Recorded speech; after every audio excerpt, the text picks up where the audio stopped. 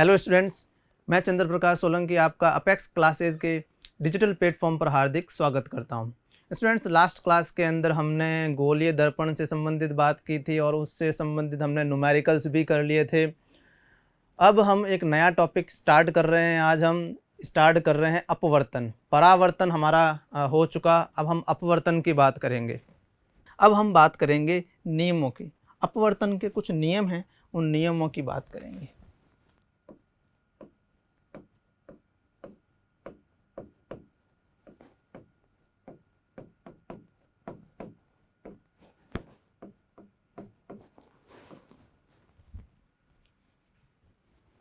ठीक है, अपवर्तन के नियम।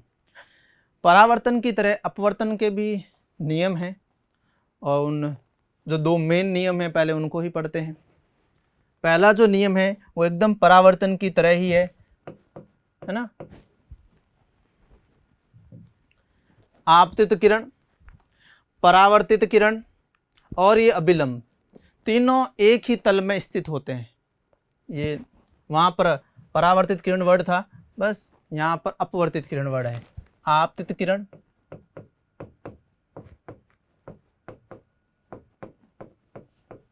अपवर्तित किरण और अभिलंब, आपतन बिंदु पर बना अभिलंब।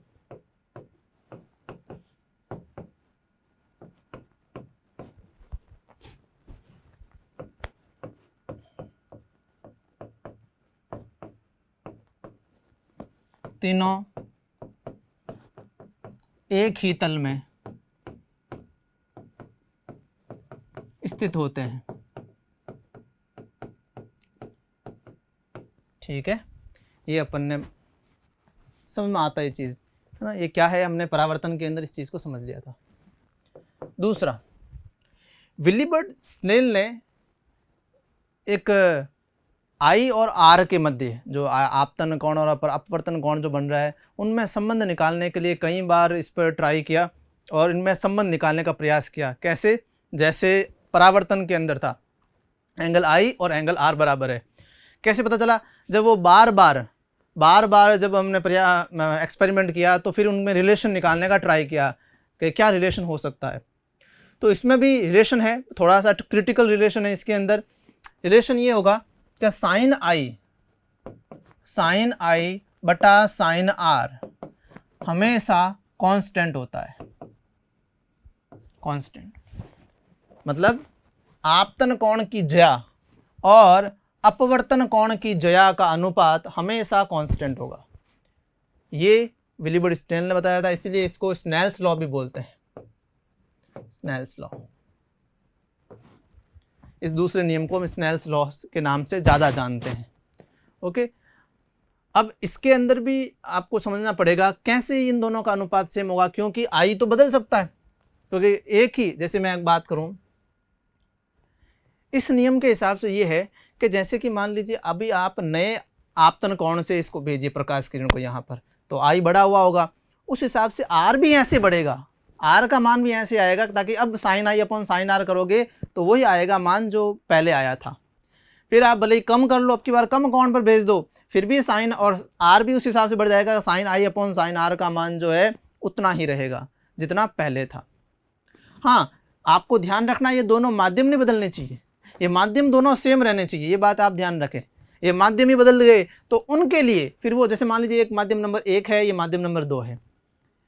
ठीक है, अब माध्यम नंबर 1 2 है, मान लीजिए अब इस कंडीशन में साइन आई कुछ और है, आर का मान भी हमारे पास कुछ पड़ा है, तो मान लीजिए मान आया 2.1, sine I upon sine R निकाला तो 2.1 आया। अब मैं बदल रहा हूँ, आई को बदल रहा हूँ, तो भी मेरे sine I upon sine R करूँगा 2.1 आएगा। अब जरूरी नहीं है इसी बिंदु पर आप आपतित करें, यहाँ पर आपतित करें, यहाँ पर आपतित करें, यहाँ पर आपतित करें और नए आपतन कोण से इसको भेजें, फिर भी sine I upon sine R का मान वही रहेगा। बट अगर आपने माध्यम बदल दिए, भले ही ये 2 वाला इधर ले आए, 1 वाला इधर ले आए, तो भी ये मान बदल जाएगा। उसके लिए फिर ये कुछ और आएगा, या मान लीजिए ये कोई माध्यम 3 हो गया, ये कोई माध्यम 4 हो गया, तो फिर आपने कोई कौन से भेजा तो गया आई पता है, आर पता है, और फिर आपको मिला तो वो मिला 1.5। तो उस केस में जब 1.5 मिल गया तो 1.5, अब वो 3 और 4 के लिए फिर से अगर आप कोण बदलते रहें तो sine I upon sine R का मान 1.5 ही आएगा। ये बिंदु आपतन बिंदु बदलते रहें फिर भी sine I upon sine R का मान 1.5 ही आएगा। आज प्रेक्षण लेवे, एक हफ्ते बाद प्रेक्षण लेवे तो भी sine I upon sine R का मान 1.5। ये माध्यम नहीं बदलने चाहिए। दूसरी बात, ये प्रकाश भी नहीं बदलना चाहिए, मतलब ये प्रकाश मतलब इसी टाइप का प्रकाश होना चाहिए। इसके बारे में बात करेंगे जब अपवर्तनांक के बारे में जब बात करेंगे, तो मैं अभी तो यही बताऊंगा कि प्रकाश चेंज नहीं होना चाहिए। प्रकाश मतलब जो प्रकाश पहले आ रहा था वैसा ही प्रकाश आना चाहिए, कोई दूसरे टाइप का प्रकाश नहीं आना चाहिए, तो ये सेम रहेंगे। प्रकाश बदलता है तो भी ये कांस्टेंट बदल जाता है। तो ये कांस्टेंट किसके लिए? कोई दो फिक्स माध्यमों के लिए है ना, और किसी फिक्स अपवर्तनांक के लिए है ना, और एक दो चीज़ों पर डिपेंड करता है। जब हम अपवर्तनांक पढ़ लेंगे तब हम समझ में आ जाएगा। अब अपवर्तनांक वर्ड क्या है, मैंने नाम तो ले लिया। तो स्नेल ने बताया कि ये जो कांस्टेंट है वो किसके बराबर है? वो बराबर है μ21। μ21 क्या है? माध्यम 2 का माध्यम 1 के सापेक्ष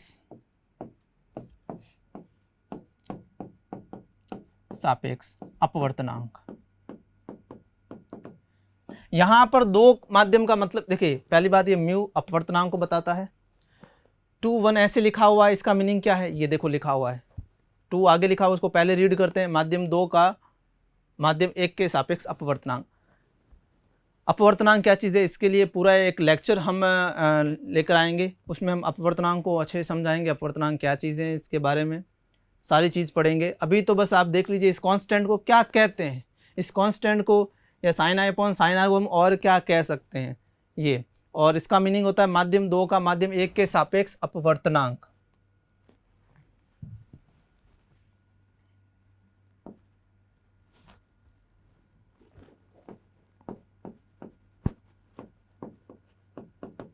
ओके, ये इस तरीके से ना, इसको हम μ2 अपॉन μ1 भी कह सकते हैं।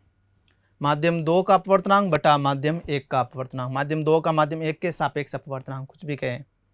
अब इसमें बस आपको एक छोटी सी चीज़ का बस ये ध्यान रखना है कि माध्यम 2 कौन सा हुआ? माध्यम 2 होता है जिसमें वो प्रवेश करती है, और माध्यम 1 होता है जिसमें वो पहले चल रही होती है, जिसमें वो मतलब या फिर ये समझ लें जिसमें आपतित किरण होती है वो माध्यम 1 है, और जिसमें अपवर्तित किरण होती है वो माध्यम 2 है। जिस माध्यम से आ रही होती है वो माध्यम 1 है, जिस माध्यम में प्रवेश करती होती है वो माध्यम 2 है। तो ये बस एक छोटी सी चीज़ याद रखनी है आपको, माध्यम 2 कौन सा है और माध्यम 1 कौन सा है ना। जैसे ये इस माध्यम से आई है आपतित किरण, तो ये माध्यम नंबर 1 है, और इसमें घुसी है तो ये माध्यम नंबर 2 है। बच्चे इसमें बड़े कन्फ्यूज होते हैं और मिस्टेक भी करते हैं न्यूमेरिकल्स करते टाइम। तो ये अपवर्तनांक को हम अच्छे से देख लेंगे, बट याद रखना साइन अपॉन साइन आर जो है कांस्टेंट है, और वो कांस्टेंट को हम अपवर्तनांक के बराबर बताते हैं। अब जिस जिस पर अपवर्तनांक निर्भर करेगा, जिससे अपवर्तनांक बदलेगा, जिन जिन चीज़ों से उन चीज़ों से ये कांस्टेंट भी बदलेगा। तो फिर हम पता चल जाएगा ये किन किन पर निर्भर करता है जब हम अपवर्तनांक पढ़ेंगे। इसके साथ ही हम अब ये पढ़ने वाले हैं कि जैसे हमने परावर्तन में बात की थी कि आपतित किरण और परावर्तित किरण, परावर्तन के समय कैसे इन दोनों में बदलाव आता है, क्या क्या चीज़ों में बदलाव आता है, वैसे इसमें भी बात करेंगे। इसमें फिर क्या क्या बदलाव आएगा चाल के अंदर, बाकी सब में क्या क्या बदलाव आएगा, तो 1 बाय 1 पढ़ते हैं। सबसे पहले बात करेंगे चाल में क्या बदलाव आएगा। दूसरी बात करते हैं हम चाल के बाद में तीव्रता, तीव्रता में क्या बदलाव आएगा।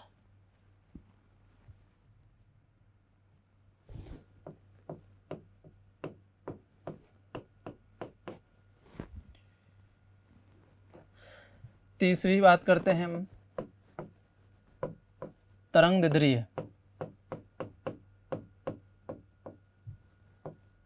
इसमें क्या बदलाव आएगा।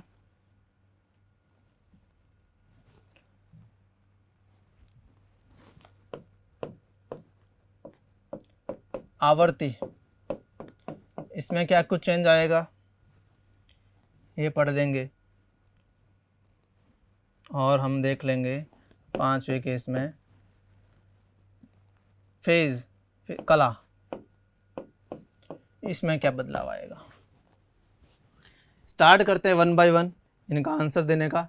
चाल, सबसे पहले तो चाल के बारे में बात करनी जरूरी नहीं है क्योंकि परिभाषा में खुद बात हो चुकी है। देखिए पहली बात तो किस में बदलाव की बात हो रही है, आपतित किरण और अपवर्तित किरण।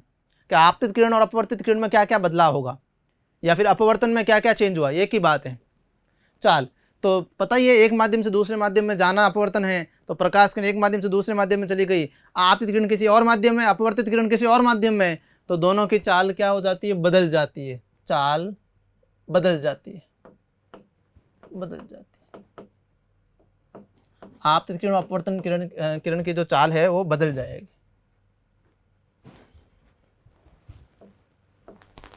ठीक है, और निर्भर करती है, ज़्यादा होगी कम, वो माध्यम कैसा है उस पर निर्भर करती है। तो ये तो आप आगे समझ जाएंगे। अब जब चाल ही बदल गई है तो वेग भी बदल जाएगा। तो वेग में तो यहाँ पर समझने की या सोचने की जरूरत नहीं, क्योंकि चाल बदल चुकी है, वेग बदलना ही है, दिशा भी बदल रही है। ठीक है, तीव्रता, तीव्रता में क्या बदलाव आएगा, तो तीव्रता को जैसे हमने आप परावर्तन में समझा था वैसे वैसे समझेंगे। मैंने आपको समझाया था, अगर मान लो 100 प्रकाश किरण आ रही है, अगर 100 की 100 आ गई, तीव्रता में कोई बदलाव नहीं हुआ, इधर 100 की 100 आ गई तो ठीक है, और 100 आ रही है, 100 से बढ़ गई तो तीव्रता बढ़ गई, 100 आ रही है, 100 से कम हो गई, तीव्रता कम हो गई। अब आप सोचिए इस केस में होगा क्या।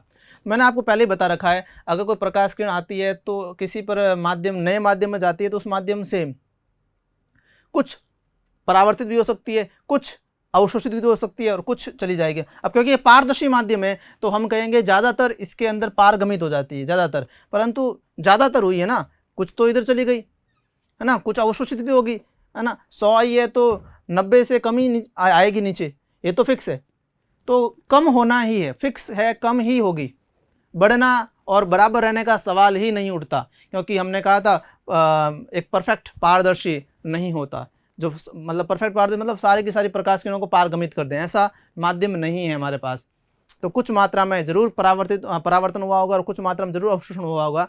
तो निरंतर अगर आप मान लीजिए यहाँ से 100 है तो 90, फिर से यहाँ पे परावर्तन कराओगे, अपवर्तन कराओगे तो फिर से 90 से शायद यहाँ पर 82 82 ही जाएगी, फिर उससे और कराओगे तो फिर इससे 75 ही जाएगी। इस तरीके से आप देखेंगे कि तीव्रता लगातार कम होगी, ऊर्जा लगातार कम होती रहेगी, प्रकाश उतना ही धीरे धीरे आगे जाते रहेगा तो कम होता रहेगा। ठीक है नहीं, तो ये बात है, तीव्रता क्या होगी फिर यहाँ पर, कम। तीव्रता कम होने का मतलब आप समझ गए होंगे, आपतित किरण की तीव्रता ज्यादा है, अपवर्तित किरण की तीव्रता कम है। ठीक है, तरंगदैर्ध्य, जब माध्यम बदलता है तो प्रकाश का तरंगदैर्ध्य भी बदल जाता है, बदलता है। माध्यम के साथ ये बदल जाता है तो तरंगदैर्ध्य बदल जाता है। आवृत्ति, आवृत्ति के अंदर कोई बदलाव नहीं होता। ठीक है, ये नहीं बदलती, आवृत्ति नहीं बदलती, आवृत्ति बदलती नहीं है। ठीक है, अब कला, कला में भी कोई बदलाव नहीं होता, नहीं बदलती। ठीक है, ये आपको कुछ इंपॉर्टेंट चीज़ें हैं, कई बार कंपटीशन में पूछ लेते हैं, एक अपवर्तन की घटना में निम्न में से क्या बदलता है या निम्न में से क्या नहीं बदलता है, क्योंकि परावर्तन में भी कुछ ऐसा होता है तो कई बार पूछ लेते हैं। तो ये ज़रूरी चीज़ें हैं, आपको याद रखनी है ना, माइंड में रखना इन चीज़ों को। तो आज के लेक्चर के अंदर हमने अपवर्तन से संबंधित कुछ बातों की बात की, जैसे कि हमने पहले माध्यम के बारे में बात की है ना, प्रकाशिक घनत्व ऑप्टिकल डेंसिटी के बारे में बात की है, अपवर्तन की परिभाषा और उनके टर्म्स के बारे में बात कर दी, हर छोटी मोटी टर्म्स के बारे में, उनके कारण के बारे में हमने बात की है, अपवर्तन के नियम पढ़ लिए, स्नेल्स लॉ पढ़ लिया है हमने, और क्या बदल रहा है अपवर्तन की घटना में और क्या नहीं बदल सकता वो हमने इसमें बात कर ली। अच्छे से समझिएगा ये क्या है अपवर्तनांक।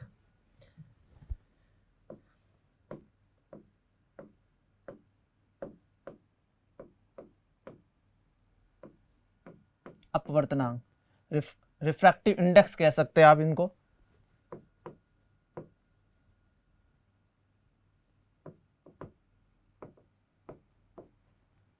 रिफ्रैक्टिव इंडेक्स, अपवर्तनांक। अपवर्तनांक जो है सबसे पहले क्या ये जो राशि है वो हमें क्या बताती है, ये हमें प्रकाशिक सघनता और प्रकाशिक विरलता को प्रदर्शित करती है। ये राशि हमें इसके मान हमें यही बताते हैं, प्रकाशिक सघन है, कितना प्रकाशिक सघन है, एक दूसरे से तुलना करवाता है कि ये उससे प्रकाशिक सघन है या उससे कम सघन है, उससे कम विरल है, इस तरह से ये हमें बताता है। और आपको मालूम है प्रकाशिक सघनता किससे संबंधित है, वो संबंधित है उस किसी भी माध्यम के अंदर प्रकाश की चाल से। तो इसका मीनिंग है इसका रिलेशन भी कहीं ना कहीं प्रकाश की चाल से ही है। ठीक है, तो अपवर्तनांक का जो परिभाषा है, किसी भी माध्यम का जो अपवर्तनांक है वो क्या होता है, किसी माध्यम का अपवर्तनांक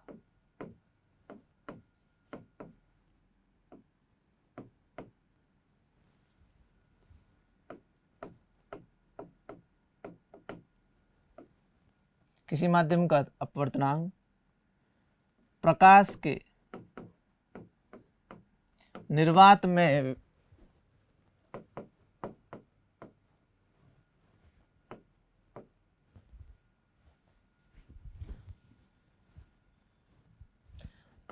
प्रकाश की निर्वात में चाल व उस माध्यम में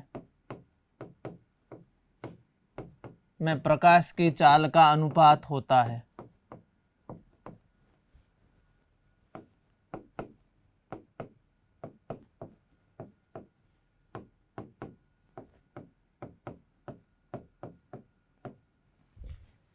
यह है अपवर्तनांक की परिभाषा।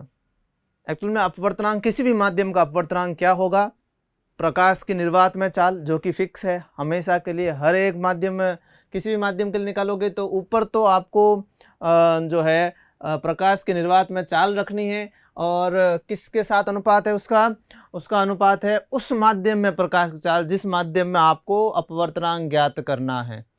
तो ये जो अनुपात है, ये अनुपात उस माध्यम का अपवर्तनांक कहलाता है। सिंपल सा, प्रकाश का निर्वात में चाल बटा प्रकाश की उस माध्यम में चाल जिस माध्यम में आपको अपवर्तनांक चाहिए। तो ये जो मान आपको है ये आपको उस माध्यम का अपवर्तनांक देगा। तो मैं लिख सकता हूं अपवर्तनांक बराबर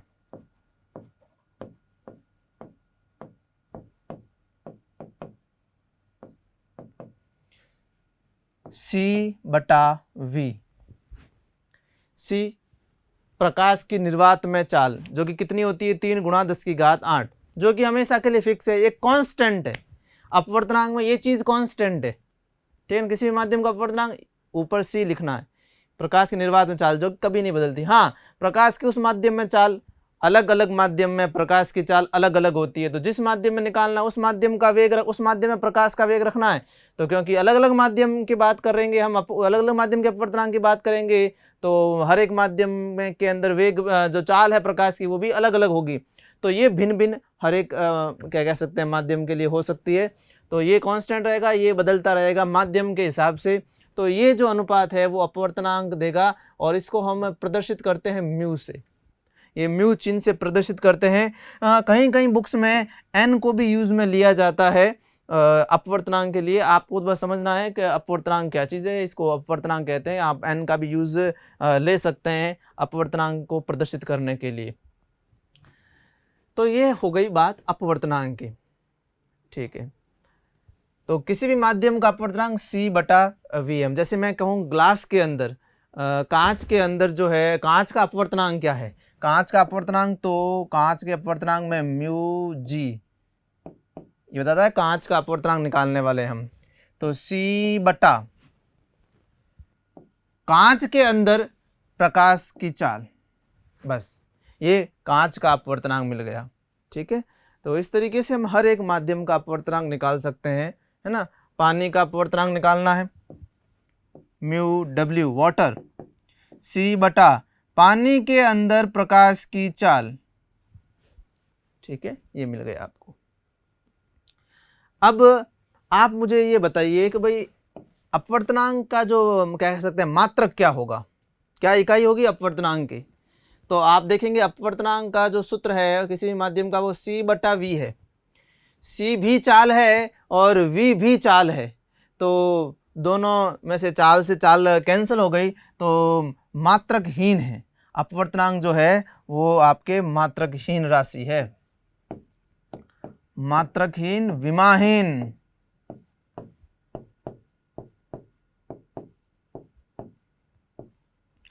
मात्रकहीन और विमाहीन राशि है ये अपने सी बटा अपवर्तनांक किसी भी माध्यम का।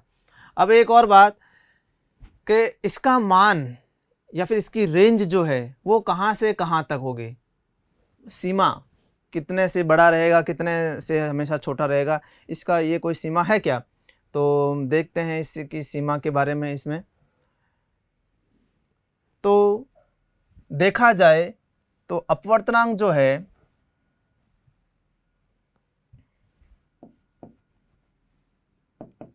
वो c बटा v है। c प्रकाश की निर्वात में चाल और नीचे भी चाल है, वो किसी अन्य माध्यम में या जिस माध्यम में निकालना उस माध्यम में है। तो आप खुद ही देखिए, क्या इस वाली चाल का मान कभी भी इससे अधिक हो सकता है क्या? इस c से अधिक हो सकता है किसी भी चाल? आज तक कोई ऐसी चाल नहीं है जो प्रकाश की निर्वात में चाल से अधिक हो। 3 × 10⁸ मीटर पर सेकंड से अधिक हो, ये चाल अभी संभव नहीं है।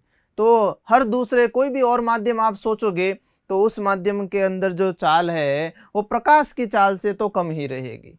मतलब ये जो मान है ये गारंटी है, ये c से छोटा ही रहेगा।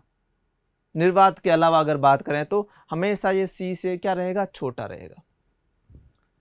तो अगर ये c से छोटा है तो ये तो बड़ा और ये छोटा, तो इसका जो मान है वो कभी भी 1 से छोटा तो नहीं हो सकता। इसका जो मान है म्यू का वो हमेशा 1 से बड़ा होगा। बात समझ में आती है?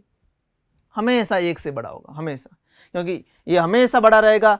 इससे बड़ा v कभी भी नहीं हो सकता, v इससे बड़ा कभी भी नहीं हो सकता, इसलिए ये म्यू जो है हमेशा 1 से बड़ा ही रहेगा। अब एक और बात सुनिए, निर्वात का जो अगर मैं अपवर्तनांक निकालना चाहूँ, किसका अपवर्तनांक? निर्वात का अपवर्तनांक। निर्वात का अपवर्तनांक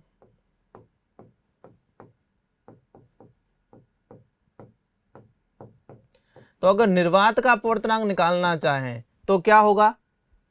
c, किसी का भी अपवर्तनांक निकालना c बटा जिस माध्यम में आप अपवर्तनांक निकालना चाहते हो उस माध्यम में प्रकाश का वेग।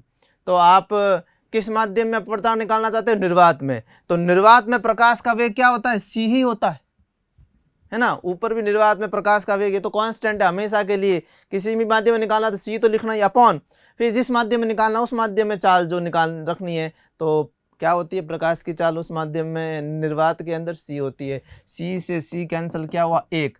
तो 1 भी संभव है अपवर्तनांक, तो इसलिए मैं बड़े के साथ बराबर का भी चिन्ह यहाँ पर लगा रहा हूँ। तो अपवर्तनांक का जो मान है वो 1 के बराबर हो सकता है और बड़ा हो सकता है कुछ भी, पर 1 से छोटा कभी भी संभव नहीं है। तो ये अपवर्तनांक की एक जो लिमिट है हमको मालूम चल गई, इस लिमिट को अपन ध्यान रखेंगे। अपवर्तनांक हमेशा 1 से बड़ा या फिर 1 के बराबर होता है। बराबर किस केस में? निर्वात के केस के अंदर। नेक्स्ट, अब मैं अगर हवा का अपवर्तनांक निकालना चाहता हूँ, हवा का अपवर्तनांक, तो हवा का अपवर्तनांक कैसे निकाला जाएगा?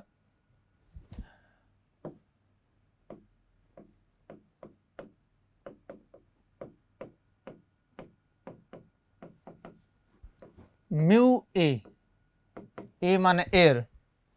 हवा का अपवर्तनांक क्या होगा? तो c बटा हवा के अंदर प्रकाश की चाल, तो हवा के अंदर प्रकाश की चाल कोई va होगी। अब अगर इसका मान रख दिया जाए va का और इसका मान भी रख दिया जाए और सॉल्व किया जाए तो आपको कुछ इस तरह का रिजल्ट मिलेगा, 1.00029 समथिंग, इस तरह का लगभग रिजल्ट मिलेगा।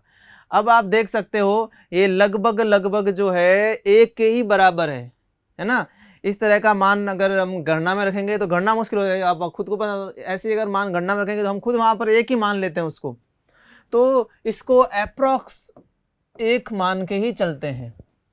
तो एक बात आप समझ गए कि 2 माध्यम ऐसे हैं जिनमें प्रकाश जो अपवर्तनांक है एक होता है, एक तो निर्वात और एक हवा। बट आपको ये भी नॉलेज रखना है, हवा का एक नहीं होता, वो अप्रॉक्स माना गया है, वो एक से कुछ ज़्यादा होता है। निर्वात के अलावा सभी का अपवर्तनांक एक से ज़्यादा ही होगा, ये आप समझते हैं, ठीक है।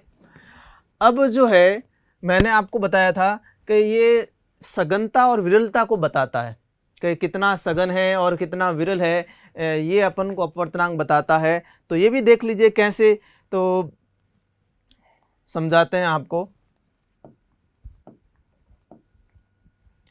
आप इसमें देख लीजिए, जो अपवर्तनांक जो है ये तो कांस्टेंट है, तो किसके व्युत्क्रमानुपाती है?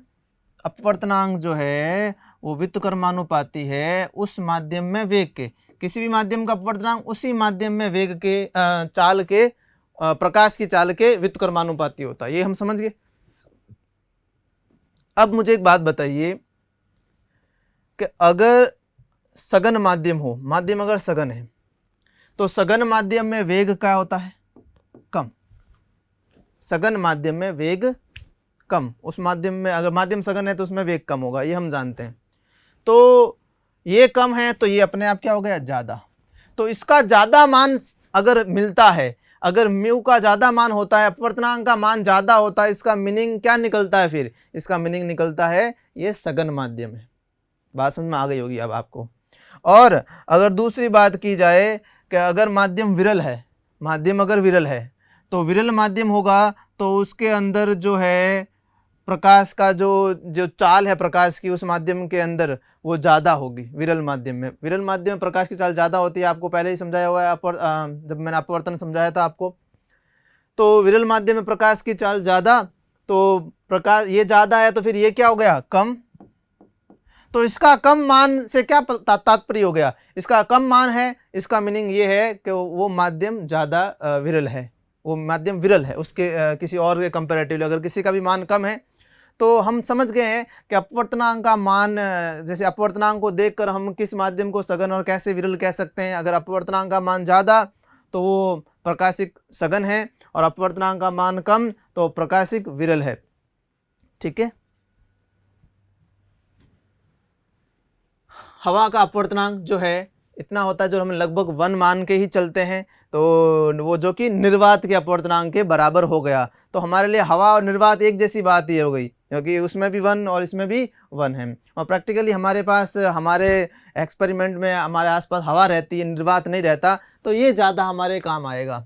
सब्सक्राइब करें हमारा Apex Classes Edutech YouTube channel, साथ ही बेल आइकन को क्लिक करना बिल्कुल ना भूलें, ताकि आगे आने वाले सभी यूट्यूब वीडियोस की अपडेटेड नोटिफिकेशंस सबसे पहले आपको मिले। Apex Classes Edutech, subscribe now.